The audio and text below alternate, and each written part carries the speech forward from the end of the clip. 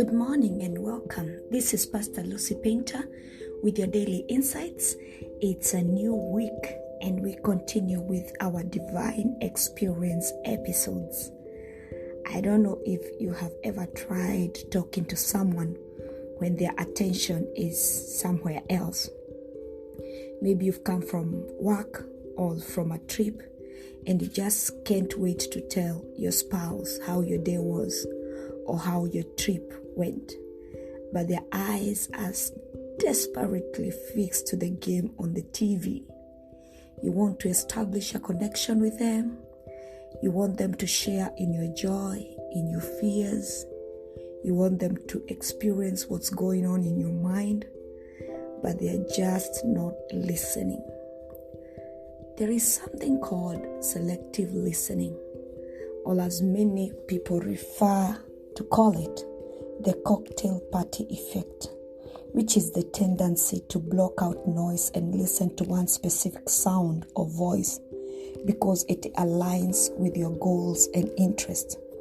That is why your brain will prioritize the sound on the TV over your spouse or child, because you're focused on finishing that episode, because you want to hear that more than whatever they have to say.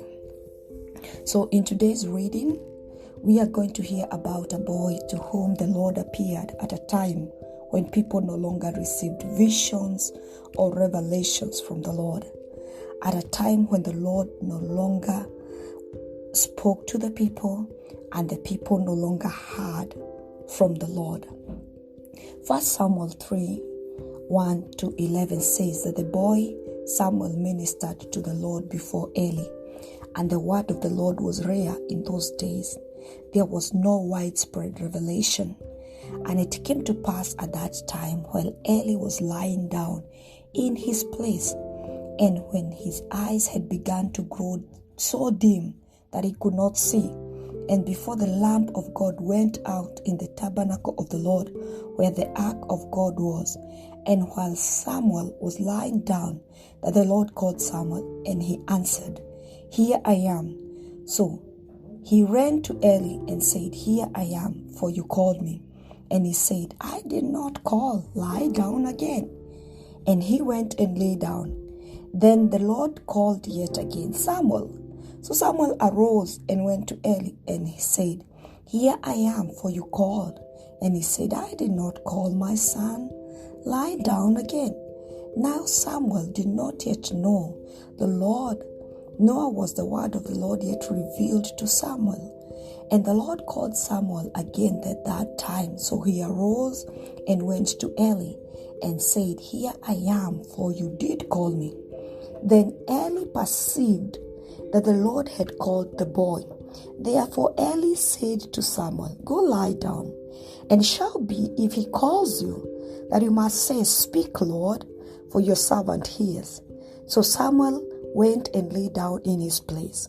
Now the Lord came and stood and called, as at other times, "Samuel, Samuel." And Samuel answered, "Speak, for your servant hears."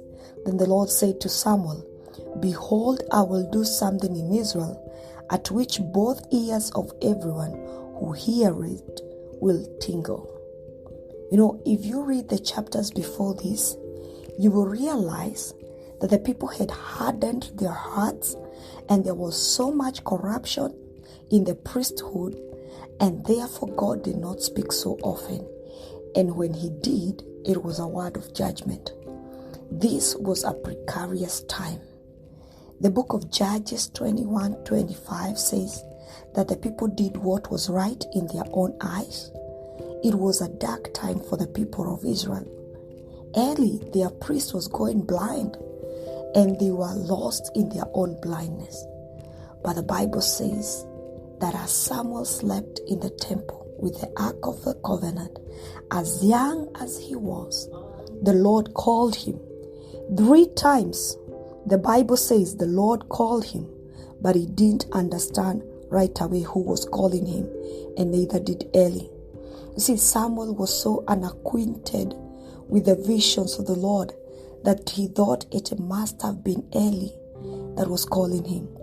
He did what so many of us do these days. The Lord calls us with His word.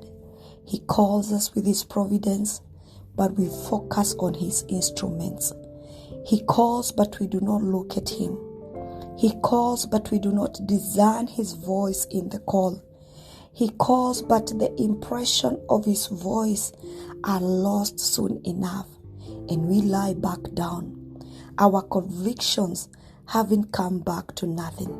But the Bible says that the Lord called Samuel a second time and a third time until he answered and said, "Speak, for your servant hears." I don't know if you realize the divine grace in this call. The call was repeated time and time again until Samuel came to it, until its purpose was effected. Samuel understood the written word. He knew the mind of God with regard to it, but he couldn't comprehend the manner in which God could reveal Himself to him. And so he blundered time and time again until he understood his call. And I know we've been there too. Many other times that we have mistaken the witness of the Spirit of God in our hearts.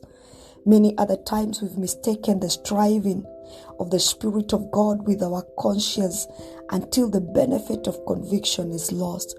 But the Lord did not tire with Samuel, and He does not tire with us, because there is special providence in His persistence with us. There is special providence in our dutifulness, that we should persistently seek understanding of His word, because the Bible says that at the end of it, Eli perceived that the Lord had called Samuel. And so the Lord through Eli placed Samuel into a position to receive His word. All thoughts and doubts that it might have been Eli calling him had been put to rest. He had been prepared to meet the source of the voice that he had mistaken so many times. The Bible says that the next time God called, Samuel was ready to answer, and he said, "Speak, for the servant hears." With his words, he showed a desire to know the mind of God. He showed a readiness to hear and to attend to the command of the Lord. This time he did not rise to run to Eli for a confirmation. His spirit was composed and better prepared for a divine discovery.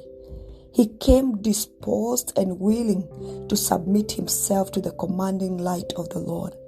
And I pray today that the Lord may give us the grace to rest our tumultuous thoughts and passions, to find the quiet in our souls, so that we may hear when He calls, so that we may discern when it is Him talking to us, so that we may tell His ways and His voice from the ways of men, from the voices of men. May the Lord help us to not just worship Him like Samuel did before his call, but to also know Him intimately like Samuel did after the call. May He place in our lives a guide, a mentor, even as He placed Eli in the life of Samuel. Someone who can help us recognize and respond to the voice of the Lord. Someone who can help us place us in a position we need to be to receive our call. And may our conviction and the impression of His voice not be lost to us.